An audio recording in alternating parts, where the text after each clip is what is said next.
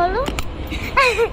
এই দেখো এখানে আমার নাম রামিজা, তারপর আমার আব্বুর নাম্বার এদিকে। তো এখানে কার নাম, পাসপোর্ট, এগুলো এটা